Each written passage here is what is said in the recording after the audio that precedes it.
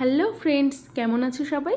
রিয়াজ লাইফস্টাইলের আর একটা নতুন ব্লগে তোমাদের সবাইকে ওয়ার্ম ওয়েলকাম। আর আজ এটা কী বানাচ্ছি বলো তো? দেখে নিশ্চয়ই বুঝতে পেরেছো।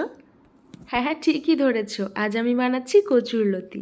তোমরা কারা কারা এটা পছন্দ করো খেতে কমেন্ট করে কিন্তু জানাতে ভুলো না। তো প্রথমেই আমি লতিগুলোকে অল্প করে ভাপিয়ে নিয়ে স্টেনারে দিয়ে দিয়েছি।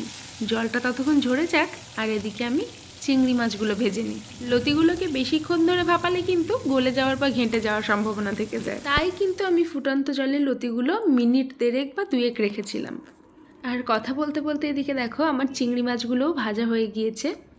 এবারে চিংড়ি মাছগুলো আমি তুলে নিয়ে ওই তেলের মধ্যেই দিয়ে দিচ্ছি খানিকটা নারকেল কোড়া। তোমরা কিন্তু চাইলে নারকেলটা কুচি করে নিয়েও দিতে পারো, তবে আমার এভাবে দিলে বেশি ভালো লাগে, তাই আমি এইভাবেই দিলাম। গ্যাসের ফ্লেম লো রেখে এভাবে নাড়াচাড়া করতে করতে নারকেল থেকে সুন্দর গন্ধ বেরোতে শুরু করলেই আমাদের নারকেল ভাজা কিন্তু রেডি হয়ে যাবে। তো এই সময় আমি নারকেলটাকে কড়াই থেকে তুলে নিয়ে কড়াইতে পরিমাণ মতন তেল দিয়ে দিলাম। তেলটা গরম হয়ে গেলে এতে আমি থেতো করে নেওয়া কাঁচা লঙ্কা আর রসুনটা দিয়ে দিলাম। এই বাড়িতে যেহেতু আমার শিল বা হামানদিস্তা নেই, তাই আমি রসুন আর কাঁচা লঙ্কাটা মিক্সিতেই একবার জল ছাড়া ব্লেন্ড করে নিয়েছি। এগুলো থেকে ফ্লেভার বেরোতে শুরু করলে আমি দিয়ে দেবো পরিমাণ মতন পেঁয়াজ কুচি। আর এই রান্নাটায় পেঁয়াজ, রসুন আর কাঁচা লঙ্কাটা একটু বেশি পরিমাণে দিলে টেস্টটাও কিন্তু একটু বেশিই হয়। সব কিছু ফ্রাই হয়ে এদের গায়ে যখন এমন বাদামি রং ধরবে, তখন আমি এর মধ্যে দিয়ে দেব ভাপিয়ে জল ঝরিয়ে রাখা কচুরলতিগুলো। এই কচুরলতি, কচুর শাক বা কচু বাটা আমার কিন্তু খুবই প্রিয়।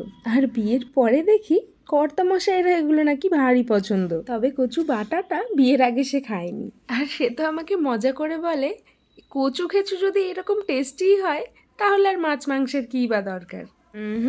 ওটি হচ্ছে না, কচু কেচু তো রইলই, তবে এর সাথে মাছ মাংসও তো চাই। আর এই মাছ মাংস ছাড়া আমাদের বাঙালিদের চলে বলো?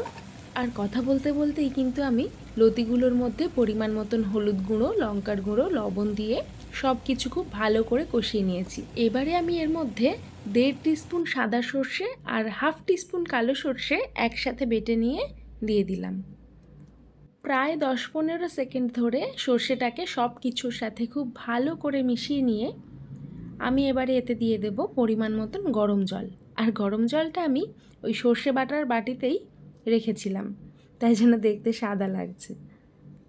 আচ্ছা, সে যাই হোক, জলটা দিয়ে একটু নাড়াচাড়া করে নিয়ে ফুটে উঠলে আমি এতে দিয়ে দেব আগে থেকে ভেজে রাখা সেই চিংড়ি মাছ আর নারকেল কোড়াটা।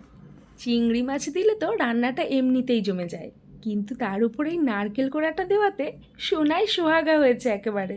আর নারকেল চিংড়ি মাছ ভাজাগুলো দিয়ে দেওয়ার পরে দেখছি চিংড়ি মাছ থেকে খানিকটা জল আর তেল মতন জমেছিল বাটিতে, তাই বাটিটায় অল্প জল দিয়ে পুরো জিনিসটা আমি এর মধ্যে দিয়ে দিলাম। এবারে খানিক নাড়াচাড়া করে নিয়ে কিছুক্ষণের জন্য ঢেকে দেব। মিনিট 3 পর ঢাকনা খুলে আবারও একটু নাড়াচাড়া করে নিয়ে দিয়ে দেব 1 টেবিল স্পুন মতন জাগেরি পাউডার। আর পুরো সময়টাই কিন্তু গ্যাসের ফ্লেমটা থাকবে মিডিয়াম টু হাইতে, না হলে লতিগুলো কিন্তু গলে গিয়ে ঘেঁটে যেতে পারে। তো চিনি দিয়ে একটু নাড়াচাড়া করে নিয়ে আবারও আমি মিনিট 2 জন্য ঢেকে দিলাম।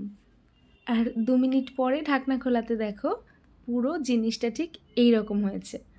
আর এইবারে কিন্তু আমার চিংড়ি মাছ নারকেল দিয়ে কচুরলতি একেবারে রেডি। দেখো তো কেমন হলো ব্যাপারটা।